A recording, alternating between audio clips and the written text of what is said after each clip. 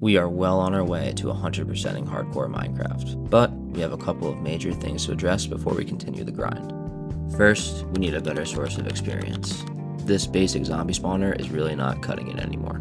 Second, we need to decorate our ugly nether portals. Right now, they're definitely eyesores, but that shouldn't be too hard to fix. Collecting a ton of materials is our third goal. We're going to need to collect a couple of different items in order to accomplish our fourth and final goal, which, as you can tell from the title, is transforming the end into Hueco Mundo and the ultimate potion haul.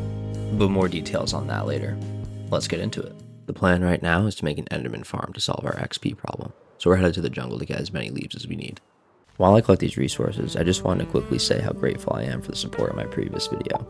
2,000 people watching me play Minecraft is crazy, and I'm so thankful that people are enjoying the content because I love making it. Thank you for giving this video a chance as well. I hope you enjoy. Alright, that should be everything. Let's get building. I built this enderman farm by following a tutorial from Blazed MC's channel. I know I called him out last video, but he's really the GOAT of Bedrock Edition farms. I'll put the link to his tutorial, along with all of the other tutorials I will follow throughout this video, in the bio. This farm mostly requires leaves, as endermen aren't able to spawn on them. The leaves are used to create a killing chamber for the enderman that will spawn on the sandstone platform and fall all the way down after being aggravated by the endermite. This is similar to how most enderman farms work, but this is definitely the most simple one I've ever built, and it works absolutely perfect. With our XP situation solved, it's time to do some work on fixing up our portals. I'd like to be able to fly right away instead of walking out of this deep slate mess, so we're going to move this to a floating island. I want this island to be desert themed since that's the biome that our starter base is in, so I collected a bunch of smooth sandstone to build with since ghasts aren't able to blow it up and break it. This design came out pretty simple, but I think it's easy enough to tell where the portal will take us, and it makes getting back to the starter base so much easier than it did before. I really like how the floating desert island came out, and I think I'm going to continue that island theme going forward. But the other portal I want to decorate takes us to the stronghold, so I'm not too sure I can make it an island. So instead, I had an idea to make this portal kind of like an optical illusion.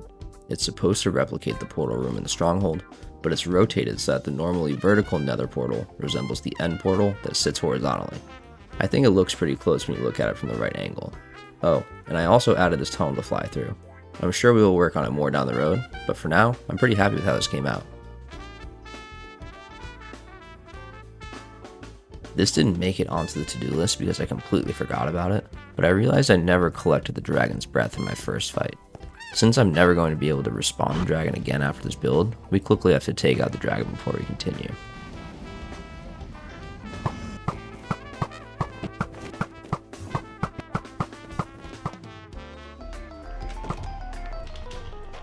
With the end good to go, it's time for us to set up some farms so that we can collect all the materials I need.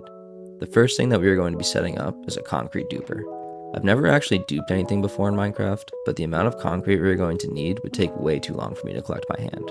So I thought I would give it a shot. I also feel like I would need to build a duper in this world eventually to 100% Minecraft by my standards, so why not now? This was easy enough to build, but I really couldn't even come close to telling you how it actually works. If you're interested in the details, check out the link to the tutorial in my bio. Let's talk about what this build is going to be now that we have our concrete figured out. If you aren't familiar, Hueco Mundo is a massive palace from the show Bleach that is set in a dimension between the human world and the Soul Society. I won't get too into the weeds here because if you've seen the show, you know, and if you haven't seen the show, you probably don't want to know, which is completely fair. The one thing that you should know is that it looks sick, and that's why I'm building it. Basically, it looks like a white, deserty dimension in the middle of a void, which reminded me a lot of the end dimension. A main feature of Hueco Mundo is the massive pillars that surround it, which happen to look just like the dragon's crystal pillars. The plan is to cover all of these pillars in white concrete and start working on the general shape of the palace itself. Once we get that done, we'll start to worry about how we transform the biome. With the basic outline mostly done now, I've come to the conclusion that I want to use snow blocks to completely cover the entire end dimension. The farms are easy enough to make, but it would take a while to AFK them, so to avoid having to AFK, I think I'm going to take a break from building to build the snow farms up, so that I'll be able to passively collect the block while I build the rest of these pillars instead of waiting around.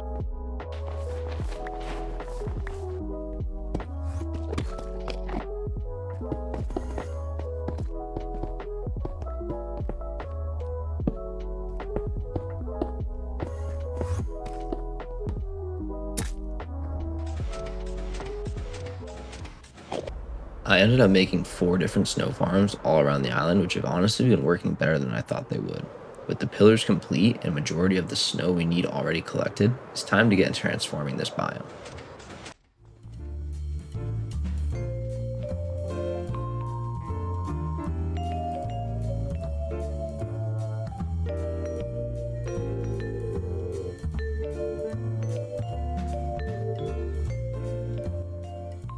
With the final blocks going down, let's check it out. Yeah, that looks awesome. It's really starting to look just like the white desert of Hueco Mundo. I love it. With the snow covering the island, all that was left to do was to build the entrance of the palace and to cover up the snow farms with these little block buildings that are seen all around the palace. Now that the exterior and biome building are mostly complete, it's time to shift back into farm mode. I'm on my way to find a water temple so that I can make a guardian farm in order to collect a ton of sea lanterns. I got this tutorial from Mystic Forge's channel. All that I really understand about it is that these pillars prevent guardians from spawning everywhere, except for the killing chamber that we create for them to spawn on and fall into.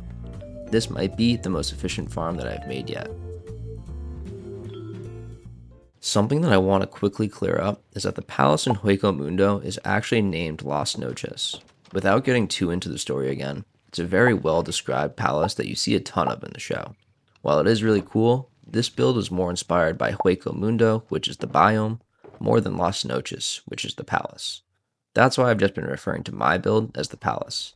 I wanted to clear this up because we're at the point in the build where I make it my own, not just a replica from the show. And since it's my own, I want crazy beams leaving the pillars forming a huge glowing ball where the dragon would usually be. I don't really have any other reason for this aside from it looking cool, which I think it does. Anyway, let's move on to the interior.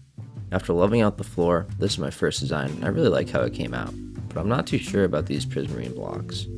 The vision is to have netherwort and carrots growing here, so it's easy to make night vision potions. The block palette definitely needs some work. I've taken some time to mess with it, and I think that this came out awesome. I love how the cream and red go together between the netherwort and the end bricks, so I think I'm going to lean into that. Let's get this floor down and then we'll have a better idea of how we want to design the walls.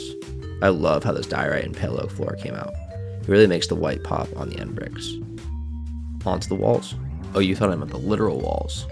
Bad joke, sorry. But those are next.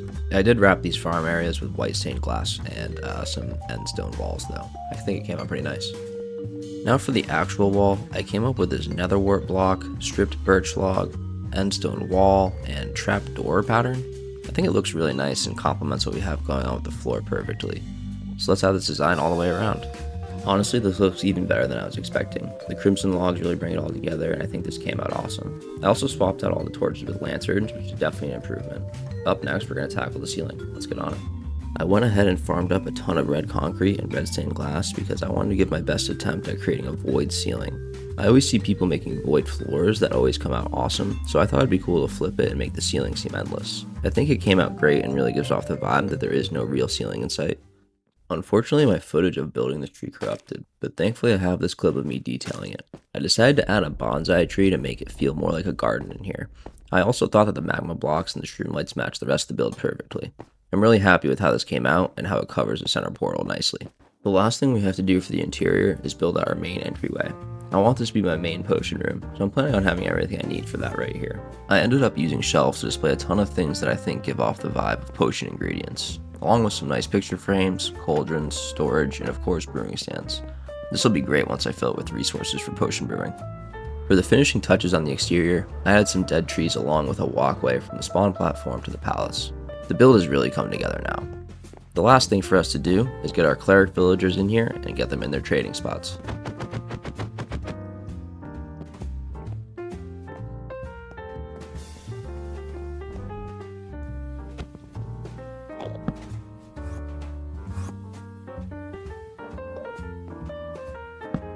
With our clerics in the palace and all of their positions for trading, I think it's safe to call this build finally complete. Thank you for sticking this far in the video. I hope you enjoyed watching this build come together as much as I did.